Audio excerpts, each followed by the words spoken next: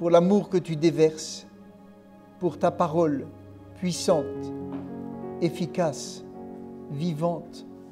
Béni sois-tu, mon Dieu. Merci, Seigneur. Amen. Amen. Gloire à Dieu. Béni sois-tu, Seigneur. Amen. Amen. Gloire à Dieu. Bonjour à tous. J'espère que vous avez passé déjà un bon moment. Et aujourd'hui, j'aimerais continuer sur la Pentecôte. C'est vrai que la semaine dernière, c'était le week-end de la Pentecôte. Alors, bien sûr, je pense que dans beaucoup d'églises, la prédication, c'était la Pentecôte. C'est normal, c'est normal. Il était normal d'en parler parce que c'est ce qui a bouleversé tous ces premiers chrétiens et qui a amené la possibilité d'aller annoncer l'Évangile avec puissance, avec assurance. On pourrait en reparler l'année prochaine et sous une autre forme, et chaque année, à la date anniversaire, eh bien, parler de la Pentecôte, puis après s'arrêter d'en parler et attendre l'année d'après. Mais je crois que c'est un sujet qui mérite d'en parler encore. Peut-être d'en parler toujours, mais en tout cas d'en parler encore. J'aimerais vous rappeler les questions qui étaient là la semaine dernière. Quels sont les buts du baptême du Saint-Esprit? Quels sont les buts de la Pentecôte? Pas si vous vous rappelez, il y a déjà 7 jours qui se sont écoulés. Peut-être beaucoup de choses se sont passées dans vos vies, mais la parole de Dieu, elle veut demeurer. Amen. As-tu ce baptême de l'Esprit? As-tu reçu ce baptême du Saint-Esprit? Et as-tu reçu régulièrement des renouvellements de cette force, de cette puissance? Dans quelles circonstances l'as-tu reçu? Ça, c'était les questions. Est-ce que tu t'en rappelles? Qu'est-ce que ça a changé pour toi? Est-ce que tu peux dire qu'il y a eu un avant et un après? Et la question était, qu'en fais-tu aujourd'hui de ce baptême du Saint-Esprit, de cette puissance par laquelle tu as été revêtu, de laquelle tu as été revêtu? Nous avions terminé le culte avec l'exemple de cette batterie qui fait démarrer votre véhicule. Vous vous rappelez, hein? Votre véhicule, votre vie ne peut être remplie que si vous roulez, si vous marchez avec Christ, si vous marchez en Christ, si vous marchez pour Christ, si vous déversez sur les autres ce que vous avez reçu.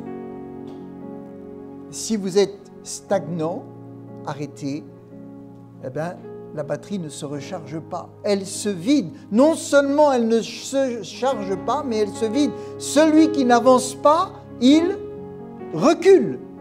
Il recule. J'espère que cette semaine, vous avez roulé, que votre batterie spirituelle s'est rechargée. Amen. Si elle s'est rechargée, vous aurez de l'énergie pour les autres. Si elle est vide, alors vous venez ce matin vous recharger les batteries. Amen. Mais le but, c'est de venir, bien sûr, recharger, mais aussi pour donner. Amen. J'aimerais vous rappeler un passage dans Acte 1, verset 9, qu'on a vu la semaine dernière aussi. Acte 1, verset 9. Il est dit, Acte 1, verset 9, « Après avoir dit cela, il fut élevé pendant qu'ils le regardaient et une nuée le déroba à leurs yeux. » Rappelez-vous, ils étaient là, à un moment donné, Christ est parti dans une nuée et ils avaient les yeux fixés vers le haut. Et ils regardaient. Et il est dit que 2 hommes sont venus leur dire « Eh oh, hommes galiléens, pourquoi vous arrêtez-vous à regarder au ciel ? Maintenant, revenez sur terre. Allez chercher la promesse qui vous a été donnée. » Et il est dit, ce Jésus qui a été enlevé du ciel, du milieu de vous, viendra de la même manière que vous l'avez vu allant au ciel. Ça veut dire qu'aujourd'hui, notre regard, il doit être sur la terre. Notre espérance est dans le ciel, nos prières sont avec Christ, notre cœur, notre être tout entier est par la foi assis avec Christ, mais notre regard doit être sur la terre. Parce que la priorité que Dieu a donnée, c'est d'aller chercher les perdus et de leur annoncer la bonne nouvelle. Autrement, il aurait dit aux disciples, vous m'avez vu partir, allez annoncer aux autres tout ce que vous avez vu et contemplez-moi à chaque fois que vous vous réunissez. Contemplez-moi dans vos maisons, contemplez-moi et passez votre vie à me contempler. Il n'a pas dit ça. Il a dit, allez par tout le monde annoncer la bonne nouvelle. Amen. Ça ne veut pas dire qu'on ne doit pas le contempler.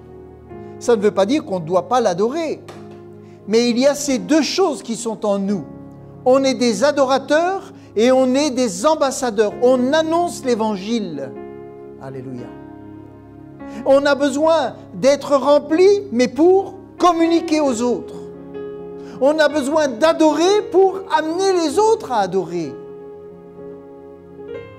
Votre regard doit être sur la terre. L'urgence, ce n'est pas le ciel. L'urgence, c'est la terre. Le ciel, il a ce qu'il faut. Mais la terre n'a pas ce qu'il faut.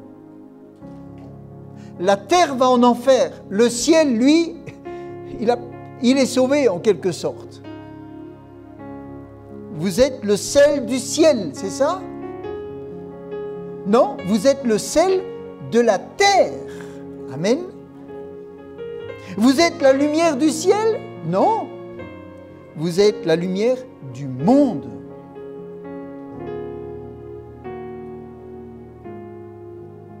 Il est dit dans Acte 1, verset 8, « Mais vous recevrez une puissance, le Saint-Esprit survenant sur vous, et vous serez mes adorateurs. » C'est ça? Et vous serez mes témoins. Et vous serez mes témoins dans la Judée, dans la Samarie et jusqu'aux extrémités de la terre. J'aimerais ce matin m'attacher à ce mot, vous recevrez une puissance. Alors je regarde toujours dans le dictionnaire en premier, moi j'aime bien. Le mot puissance veut dire qui peut. Vous recevrez une puissance, le dictionnaire veut dire qui peut. Une vérité, vous savez, il y a beaucoup de gens qui ont reçu une puissance et qui peuvent. Et je voudrais parler du mot puissance, mais je vais vous en parler et vous montrer combien ce n'est pas une puissance qu'il nous faut, c'est la puissance du Saint-Esprit. Amen. Et il est dit, vous recevrez une puissance, le Saint-Esprit. Amen. Vous recevrez une puissance, le Saint-Esprit, et vous serez mes témoins. Beaucoup de gens ont reçu une puissance. Les guérisseurs ont une puissance. Les barreurs de brûlures ont une puissance. Les devins ont une puissance. Beaucoup de gens sur cette terre ont reçu, ont cherché une puissance. Certains ont une puissance de nuire, de maudire. Certains ont une puissance d'opérer des miracles. Rappelez-vous en Égypte, quand Moïse va être confronté aux magiciens, ils avaient une réelle puissance. Ils ont accompli des miracles. Ils ont fait des choses sur la nature. Et ils ont vraiment agi. C'était visible, c'était concret. Et ils avaient une puissance. Vous savez, dans bien des pays, les gens vont voir le sorcier du village parce qu'il a une puissance, il a une force, il a un pouvoir. Ils vont le voir comme nous, on va aller voir notre médecin. Eux, ils vont aller voir le sorcier du village. Parce qu'il a une réelle puissance, c'est reconnu. Et il y a du résultat. Dans nos pays d'Europe, on cherche un voyant, un guérisseur, un radiesthésiste. On cherche des gens qui ont une puissance pour résoudre nos problèmes. Si vous allez sur Internet, et je vous le déconseille, mais je l'ai fait pour avoir une idée, guérisseur sur Dole. Vous avez un gros pavé qui s'affiche, 33 guérisseurs à Dole et dans les environs. Ils ont une puissance. Il y a des charlatans, mais beaucoup ont une puissance. Dans bien des religions, il y a des hommes qui ont reçu une puissance. Le pasteur Yom Kishou, il disait que quand il prêchait l'évangile, il prêchait la guérison, ce qui est normal. Et les gens venaient lui dire, mais vous savez, sur nos montagnes, là-bas, à tel endroit, il y a des gens, ils guérissent les cancers. Alors, ta puissance, les autres l'ont aussi. Et c'était vrai. Mais quand il a prêché le salut, la paix en Christ, aucun guérisseur, aucune puissance ne pouvait donner la paix que Dieu donne. Aucune puissance ne pouvait donner le salut que Christ donne.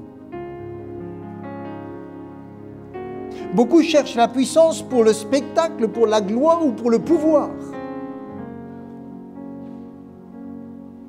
Ce n'est pas cette puissance-là. C'est spectaculaire, la puissance. Quand elle est en action, c'est spectaculaire. C'est des choses qui dépassent le concret humain. Les puissances surnaturelles sont spectaculaires souvent. Il y en a qui n'ont connu que ça.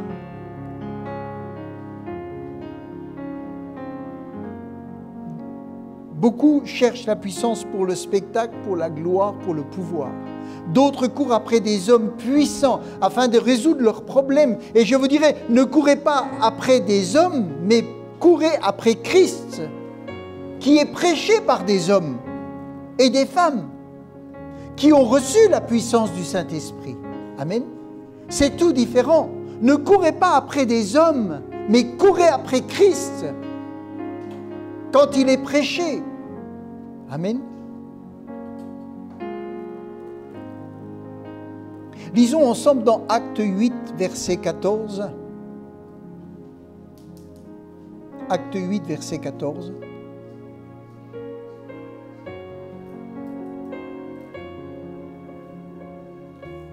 Il est dit, les apôtres qui étaient à Jérusalem, ayant appris que la Samarie avait reçu la parole de Dieu, que la Samarie avait reçu la parole de Dieu. Amen.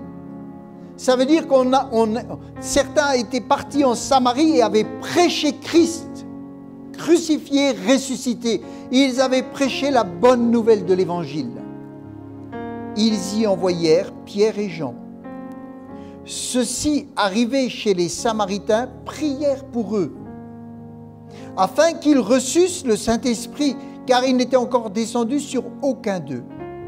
Ils avaient été baptisés au nom du Seigneur Jésus. Alors Pierre et Jean leur imposèrent les mains, et ils reçurent le Saint-Esprit. Amen. Ça veut dire que ce qui est important, c'est d'annoncer l'Évangile. Et ceux qui reçoivent l'Évangile, ils ont besoin d'avoir la puissance du Saint-Esprit, le baptême du Saint-Esprit, parce que leur vie va être confrontée à toutes sortes de combats. Et ils ont besoin de cette puissance pour eux, mais pour continuer d'annoncer l'Évangile, pour être eux aussi ceux qui vont annoncer l'Évangile. Amen. Et dès qu'ils ont su qu'ils avaient reçu Jésus, ils ont été envoyés, ils sont partis et ils imposèrent les mains à tous ceux qui avaient reçu l'Évangile. Mais il est dit aussi dans Acte 8, verset 18, lorsque Simon vit que le Saint-Esprit était donné par l'imposition des mains des apôtres, il leur offrit de l'argent, en disant, accordez-moi aussi ce pouvoir, afin que celui à qui j'impose les mains reçoive le Saint-Esprit. La puissance, elle attire. Et certains veulent la puissance, aspirent à la puissance. Mais quelles sont les motivations? Quel est l'intérêt d'avoir la puissance, d'avoir un pouvoir, d'avoir cette autorité? Quel est l'intérêt? Là, cet homme, son intérêt, c'était d'éblouir, peut-être de gagner de l'argent, parce qu'il était intéressé par l'argent, peut-être d'attirer des foules à lui. Mais vous savez, la puissance du Saint-Esprit, elle est donnée pour annoncer l'Évangile. Elle est donnée pour que nous soyons fortifiés, renforcés dans notre intérieur, pour que nous puissions lutter efficacement contre toutes les attaques de l'ennemi aussi. Si on lit dans Matthieu 7, verset 22, il est dit, je vous le lis rapidement, « Plusieurs me diront en ce jour, Seigneur, Seigneur, n'avons-nous pas prophétisé par ton nom? N'avons-nous pas chassé des démons par ton nom? N'avons-nous pas fait beaucoup de miracles ?» Et le mot « miracle », le mot « puissance » et le mot « miracle » vont ensemble. C'est la même chose. La puissance du Saint-Esprit, elle est là pour les miracles. Amen. Et il est dit, n'avons-nous pas fait tout cela? Ils ont fait des miracles par le nom de Jésus, mais ils n'étaient pas connus de Jésus. Donc la puissance pour la puissance, non. Mais la puissance pour le service, oui. La puissance pour être des témoins, oui. Amen. La puissance ne fait pas de vous des hommes approuvés. Ça, c'est très important à comprendre. La puissance ne fait pas de vous des hommes approuvés. Ce qui fait que vous êtes approuvés, c'est que vous portez du fruit. Ce qui fait que vous êtes approuvés, c'est que vous servez le Seigneur avec intégrité. C'est ça que Dieu approuve et c'est ça que Dieu regarde. Il y a des gens qui se sont convertis, qui ont reçu cette puissance et qui vont marcher un temps avec Dieu, avec cette puissance, et qui vont accomplir beaucoup de miracles et qui vont se détourner de Dieu. Cette puissance va rester sur eux pendant encore peut-être des années. Et ils sont désapprouvés. Et pourtant, quand ils prêchent, la puissance est là. Les miracles sont là. Ne cherchez pas la puissance simplement pour briller. Non, cette puissance du Saint-Esprit, elle est donnée pour être des témoins. Et on est des témoins de quoi? De Jésus, et on est des témoins de ce que Jésus a fait en nous. Amen. On est des témoins des transformations que Jésus opère en nous, des guérisons que Dieu opère en nous. Si vous êtes témoin et que vous allez parler de Christ, vous allez déjà donner votre témoignage. Vous allez donner le témoignage de Christ ressuscité et vous allez dire, ce Christ ressuscité, je peux vous dire en quelques mots, voilà ce qu'il a fait en moi. Amen. Et vous êtes témoin. Je voudrais vous dire, 33 guérisseurs dans la région. On est combien ce matin? Je ne sais pas, 35, 40? Dans cette église, il y a 40 guérisseurs. Amen. Parce que si vous utilisez la puissance de Dieu à bon escient, vous pouvez amener la guérison autour de vous. Amen. Vous pouvez être avec votre voisin qui est hospitalisé, lui donner la main et lui dire, si tu le veux, on prie pour toi. On va prier ensemble. Je te le dis, je n'ai aucun pouvoir, mais je sais que Jésus m'a revêtu de sa puissance. Et parce que je crois, et si tu crois, on va prier ensemble. et on va croire ensemble que Dieu te guérit pour que tu sois un témoin. Amen. Amen. Vous avez reçu une puissance. Ne l'utilisez pas pour vous. Utilisez-la pour la gloire de Dieu. Le Saint-Esprit, il est là pour glorifier Christ. Votre vie, elle est là pour glorifier Christ. Et si vous travaillez en accord avec le Saint-Esprit, et si vous utilisez la puissance que vous avez reçue à bon escient, Dieu sera glorifié. Les âmes seront guéries. Elles pourront être sauvées par l'intermédiaire du témoignage que vous aurez apporté. Comment pouvons-nous laisser la puissance à l'ennemi alors que nous avons une puissance? La puissance du Saint-Esprit qui nous est donnée pour être des témoins. Est-ce que c'est l'ennemi qui va attirer les foules? Ou est-ce que c'est la puissance de Dieu qui doit attirer les foules? Comment ça se fait? Comment ça se fait que quand les gens ont besoin de guérison, ils vont aller voir dans un annuaire et ils vont chercher tous les guérisseurs? Et ils ne vont jamais chercher où sont les chrétiens. C'est ça qu'ils devraient chercher. Où est-ce qu'il y a une église chrétienne? Où il y a la puissance parce que j'ai besoin. Amen. Elle est où la réputation? C'est ça qui est important. C'est ça qui est important. Vous savez, des gens peuvent avoir reçu, regardez voir dans l'Ancien Testament, on va lire un passage dans 1 Samuel 19, verset 20. Il est dit, 1 Samuel 19, verset 20, vous connaissez l'histoire de Saül qui avait été appelé, et quand il a fait des erreurs, il n'a pas voulu se repentir.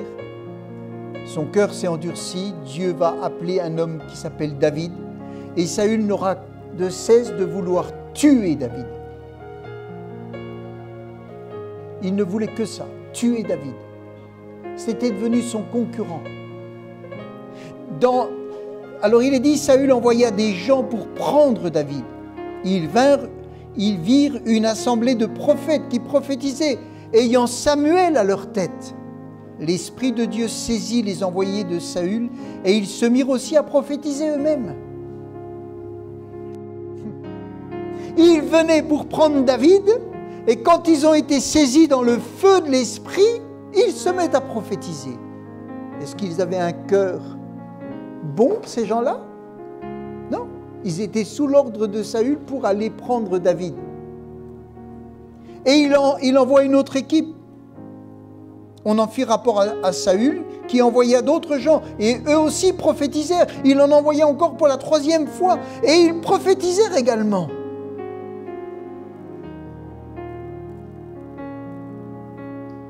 Vous pouvez avoir quelqu'un qui rentre dans la salle, s'il y a la puissance du Saint-Esprit, et qui vient peut-être pour faire du mal.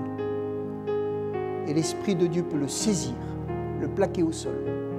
Ça ne veut pas dire qu'il est converti. Il venait pour faire du mal. Mais l'Esprit de Dieu peut le plaquer au sol. Il peut recevoir une vision. Quelqu'un peut prophétiser sur sa vie. Ça ne veut pas dire. Il peut même des fois lui dire des paroles. Et sa bouche va louer Dieu. Alors que son cœur, il est venu pour détruire. Et il est dit que Saül lui-même, il s'est retrouvé dans cet état. L'Esprit de Dieu fut aussi sur lui et Saül continua son chemin en prophétisant. Il est venu lui-même pour aller arrêter David et pour le tuer. Et l'Esprit de Dieu, poum, tombe sur lui. En gros, l'arrête et lui donne encore, je pense, la possibilité de réaliser que son chemin n'est pas le bon. Il était animé d'un esprit de meurtre, il voulait tuer David et il était saisi par la puissance de Dieu. La triste réalité est qu'une personne peut accomplir des œuvres prodigieuses et invoquer le nom du Seigneur sans pour autant lui appartenir. C'est pour ça qu'il faut faire attention.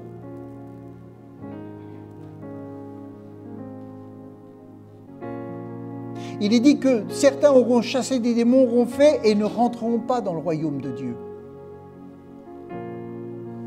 L'apôtre Paul, lui, connaissait aussi cette chose. Il disait, moi-même qui prêche l'évangile en faisant des miracles, il dit, je dois contrôler mon corps, je dois faire attention à ma vie. Parce que je prêche aux autres, j'annonce aux autres, et il dit, je pourrais désapprouver ou même rejeter. C'est 1 Corinthiens 9, verset 25.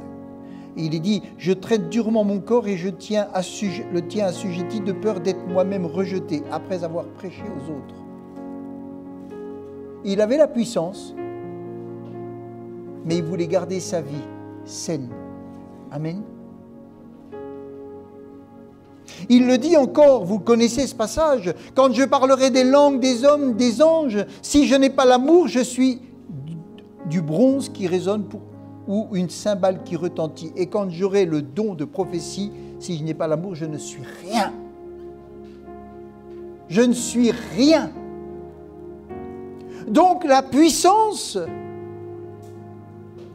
elle peut être là. Mais ce n'est pas ça qu'on doit chercher. On doit chercher à honorer Dieu. On doit chercher à aimer Dieu, à plaire à Dieu. Et on doit chercher à servir Dieu et dire, Seigneur, pour te servir, j'ai besoin de cette puissance.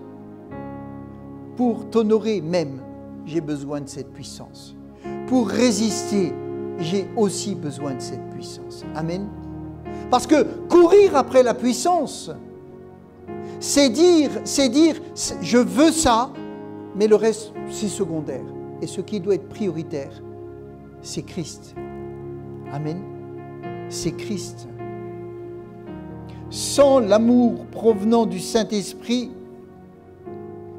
je ne peux pas servir Dieu comme il faut. Comment certains peuvent-ils accomplir de grandes œuvres, prophétiser, chasser des démons, sans l'aide du Saint-Esprit? Il est dit qu'il y a des faux prophètes, ça existe. Il est dit que dans les derniers temps, il y aura des miracles de toutes sortes, jusqu'à vouloir séduire les élus. Donc, une puissance, des puissances, elles sont là. Mais nous chrétiens, il est dit, vous recevrez une puissance, le Saint-Esprit. Amen.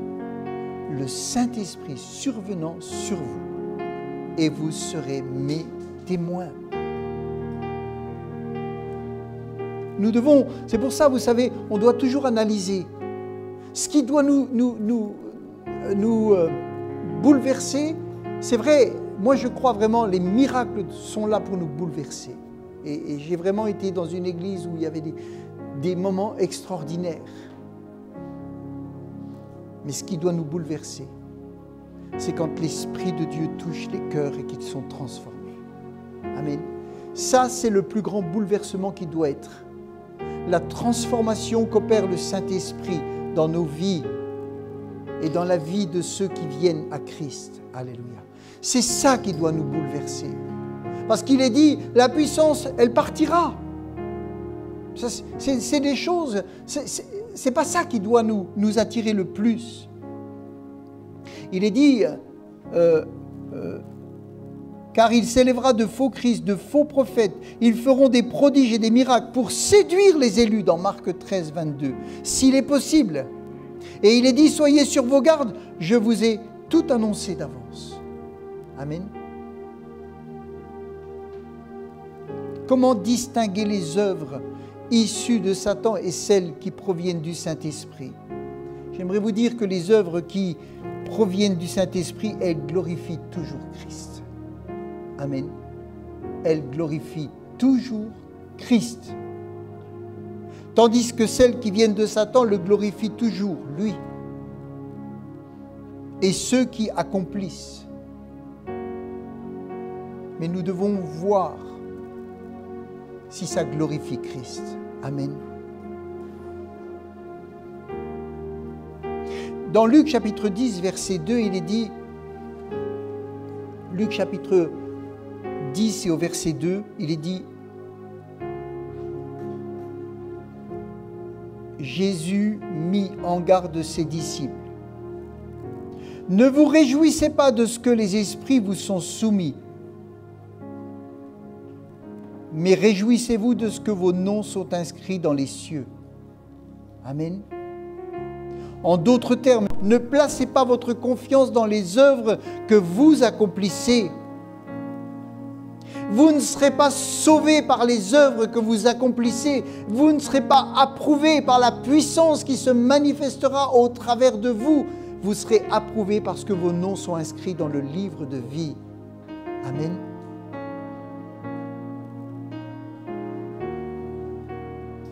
Vous recevrez une puissance et vous serez mes témoins. Amen. Ce qui doit nous réjouir, c'est que notre nom est inscrit dans le livre de vie. Ce qui doit nous réjouir, c'est que d'autres noms sont inscrits dans le livre de vie. Amen. C'est ça qui doit nous réjouir. Il les avertit parce qu'ils partent avec un équipement tellement puissant,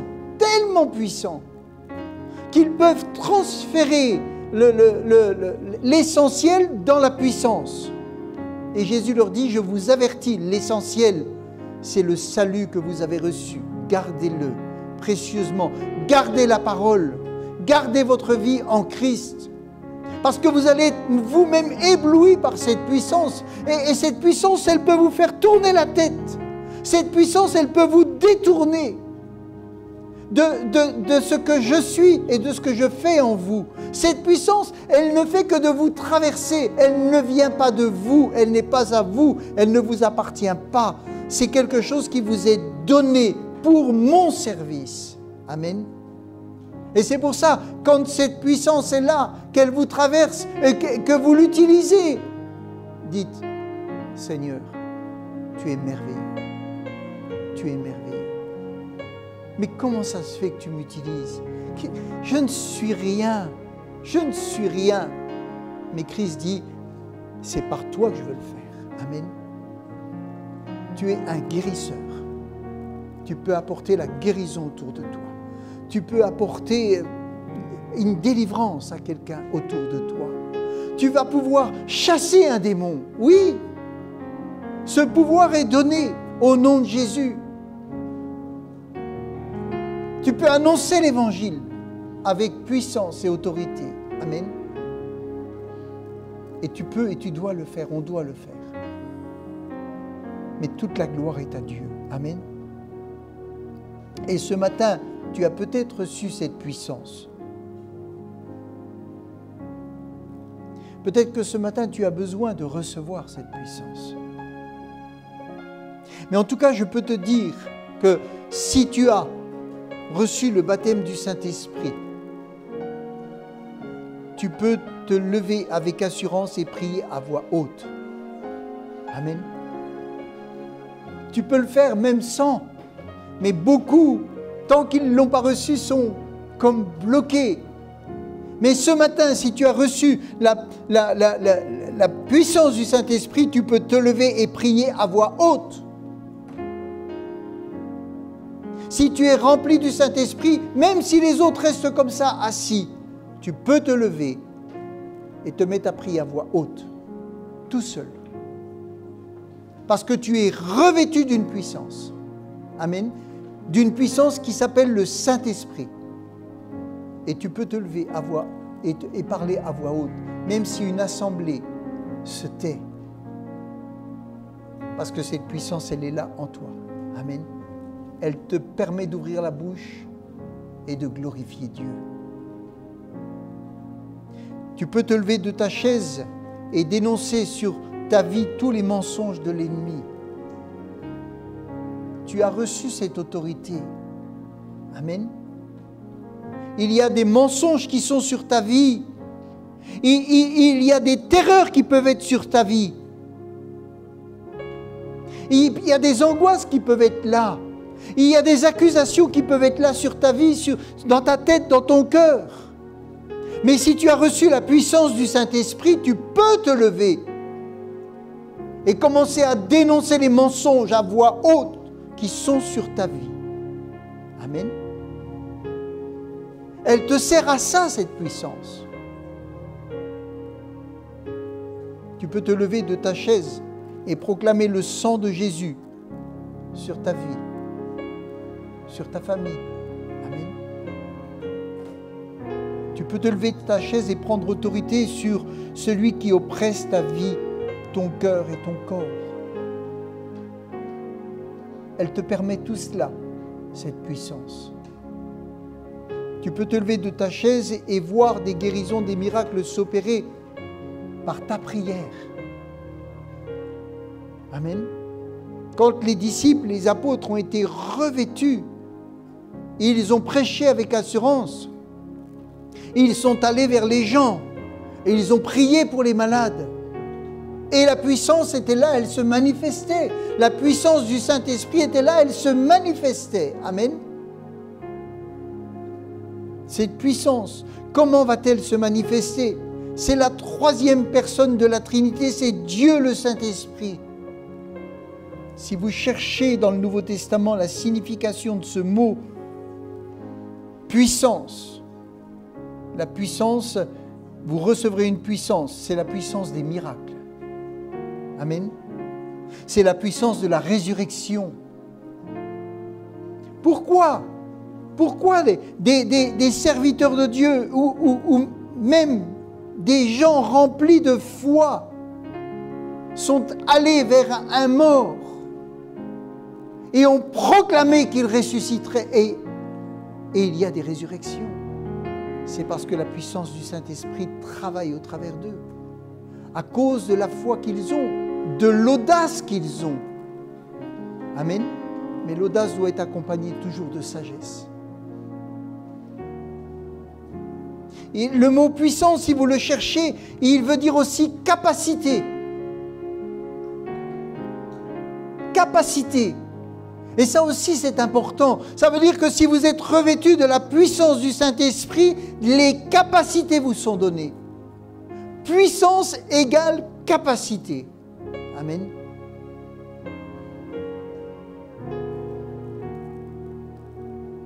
Quand vous êtes revêtu du Saint-Esprit, c'est comme Jésus. Par moments, c'est comme une force qui sort de vous. Elle vous traverse, elle sort de vous et elle est communiquée à quelqu'un. Amen. Jésus le dit, et une force est sortie de moi.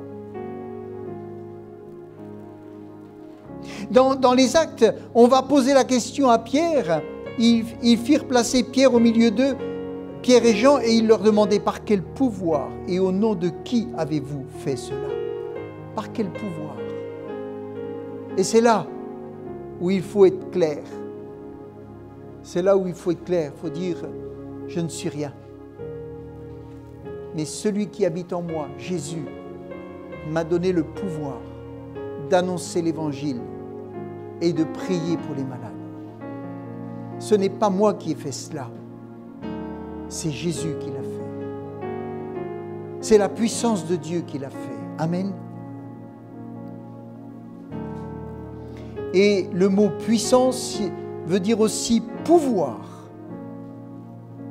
Pouvoir. Vous avez un pouvoir, frères et sœurs.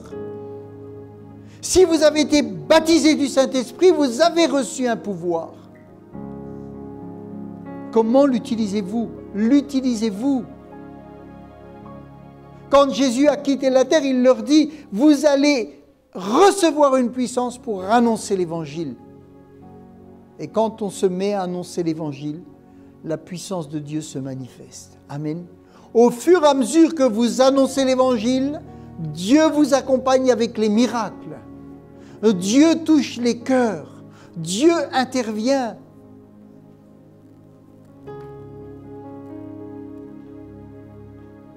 Il est dit dans les Actes 4, au verset 33, il est dit, Acte 4, 33, il dit, les apôtres rendaient avec beaucoup de force témoignage de la résurrection du Seigneur Jésus. Et une grande grâce reposait sur eux. Ils rendaient avec beaucoup de force. Amen. Pourquoi?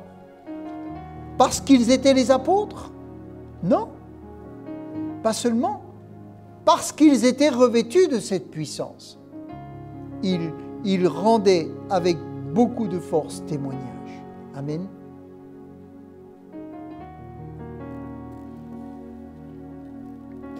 Il est dit dans Acte 19, verset 11, « Et Dieu faisait des miracles extraordinaires par les mains de Paul. » Mais Paul, qu'est-ce qui s'est passé dans la vie de Paul? Il s'est converti. Il a été arrêté alors qu'il allait pour mettre en prison, tuer. Il est arrêté. Il comprend ce qui se passe. Il comprend qu'il est en train de lutter contre celui pour qui il pensait travailler. Je suis Jésus que tu persécutes. Lui, il pensait servir Dieu en arrêtant les chrétiens. Et quand il a compris ça, il a dit, j'ai tout faux, j'ai tout faux, j'ai tout faux. Et il a été arrêté, mais il s'est arrêté. Amen. Des fois, on est arrêté, mais on ne s'arrête pas. Il a été arrêté et il s'est arrêté et il a accepté Jésus. Il a été baptisé d'eau et il a reçu le Saint-Esprit et il s'est mis tout de suite à travailler. Amen. Et là, il est dit, et Dieu faisait des miracles extraordinaires par les mains de Paul. Mais est-ce que il avait des mains? Non, non, il était traversé. Traversé. Amen. La force était là et elle le traversait. Mais on sait que c'est le Saint-Esprit. Amen. Il y a des gens, une force les traverse, mais ce n'est pas le Saint-Esprit. Mais s'ils sont chrétiens et qu'ils servent Dieu, et qu'ils sont revêtus du Saint-Esprit, s'ils annoncent l'Évangile, on peut avoir des gens désapprouvés qui annoncent l'Évangile et qui prient au nom de Jésus. Amen. Mais croyez que si vous êtes revêtus ce matin de la puissance d'en haut, c'est pour servir Dieu. Alléluia. Colossiens, chapitre 1, verset 11, il est dit « Nous prions Dieu de vous fortifier par sa puissance admirable. » Colossiens 1, verset 2, je n'ai pas marqué dans quelle version, il est dit « Nous prions Dieu de vous fortifier par sa puissance admirable » ou par son esprit. Amen. Admirable et illimité. Ainsi, votre persévérance et votre patience croîtront et vous serez capables d'affronter avec courage et même avec joie toutes les difficultés qui pourront se présenter sur votre route.